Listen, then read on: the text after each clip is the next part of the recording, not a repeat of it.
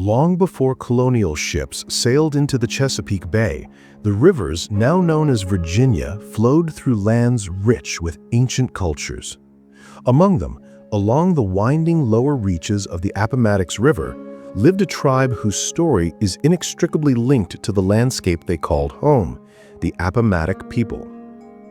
Their presence at this location, specifically at or near the confluence of the James and Appomattox Rivers, held vital strategic importance and had been continuously inhabited by Virginia's indigenous peoples for at least 10,000 years before the English established their settlements there.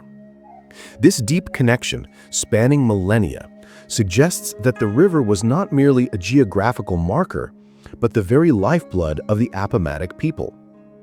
The strong bond to their territory, both spiritually, culturally, and economically, made the later colonial displacement particularly devastating.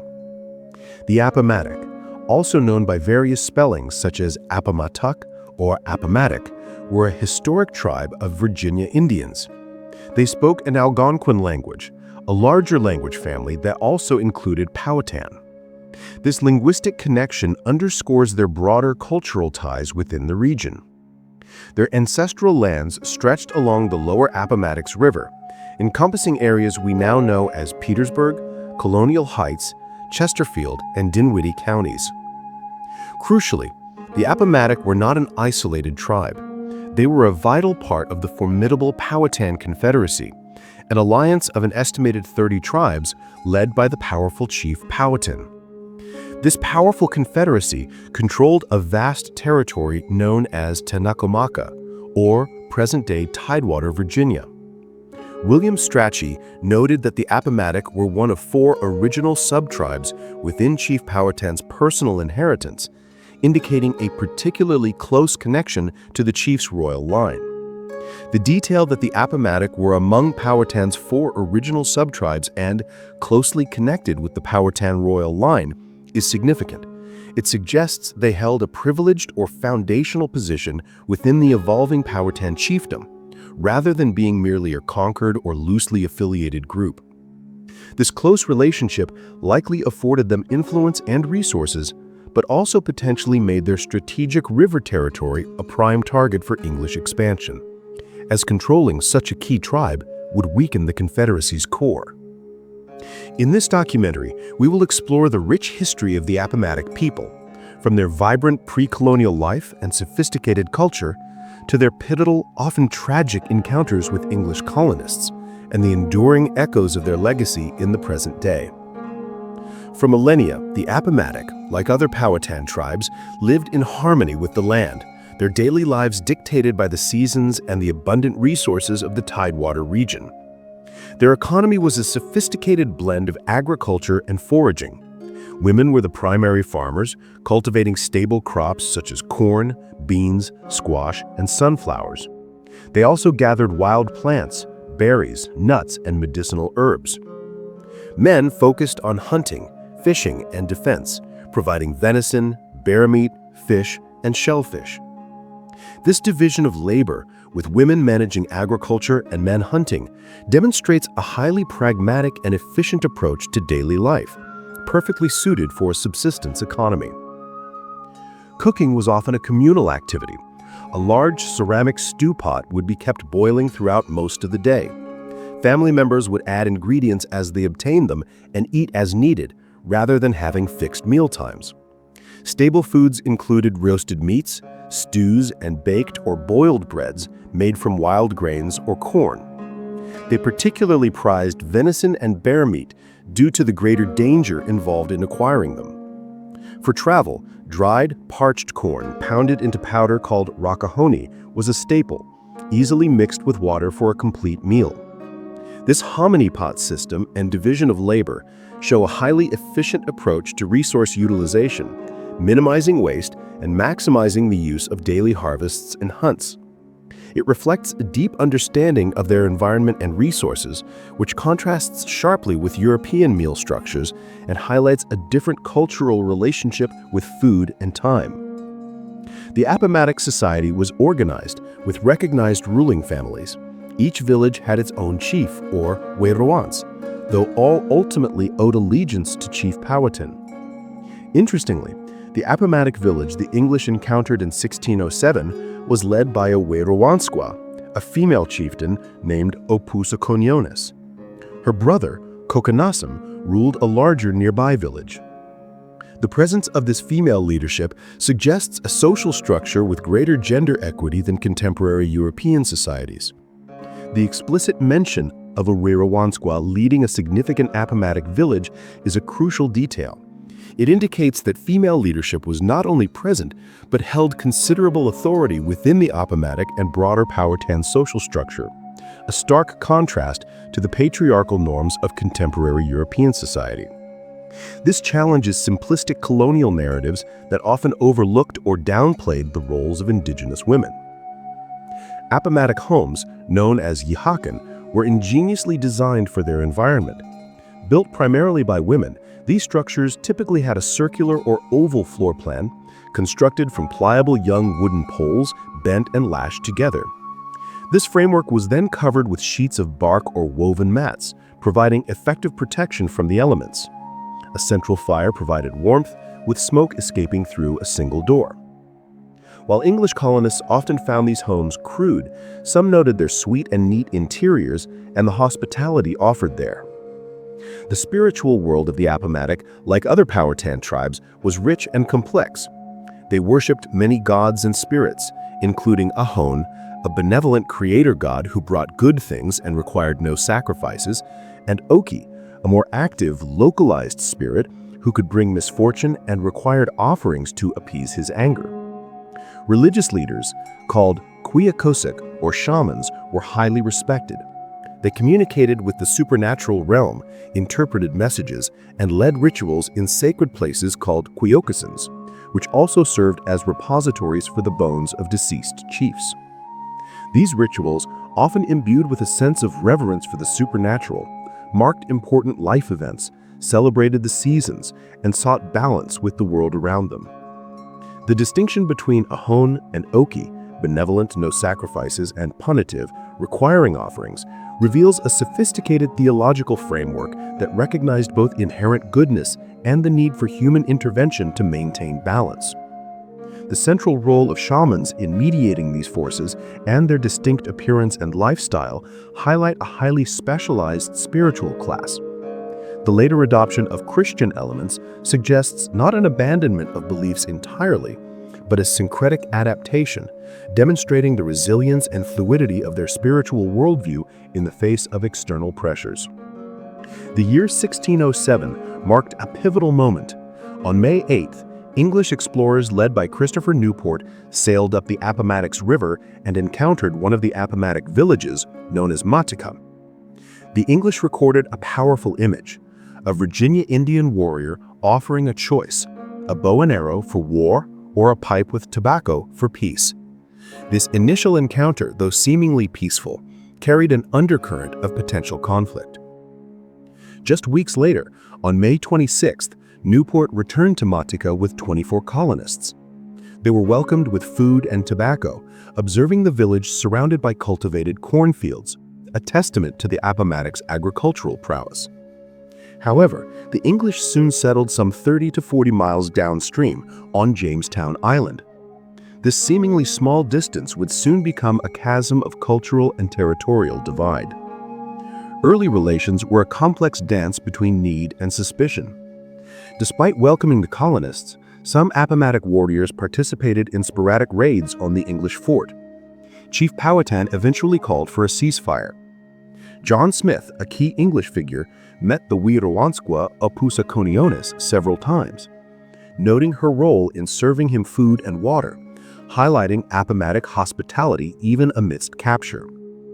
By late 1608, desperate for corn, Smith and Ralph Waldarty traded copper for vital food supplies at the Appomattox village. In this year, the tribe was estimated to have 60 warriors with an estimated total population of about 220 people. The alternating pattern of hospitality, providing food to starving colonists, and resistance, sporadic raids from the Appomattox, suggests strategic pragmatism rather than mere friendliness or hostility. They likely sought to manage the English presence, perhaps using trade for corn to their advantage, while simultaneously defending their territory. The English, desperate for survival, may have viewed indigenous generosity as a sign of weakness or submission, rather than a deliberate act of strategic engagement, setting the stage for future misunderstandings and conflict. However, the fragile peace quickly deteriorated. Anglo-Native relations worsened significantly from 1609, culminating in the First Anglo-Powhatan War by 1610. A pivotal moment for the Appomattox occurred around Christmas 1611, when Sir Thomas Dale seized Opusakonionis's village and its surrounding cultivated land in retaliation for an ambush. This land, which had been the Appomattox principal town for millennia, was renamed New Bermudas and incorporated as Bermuda Hundred in 1614.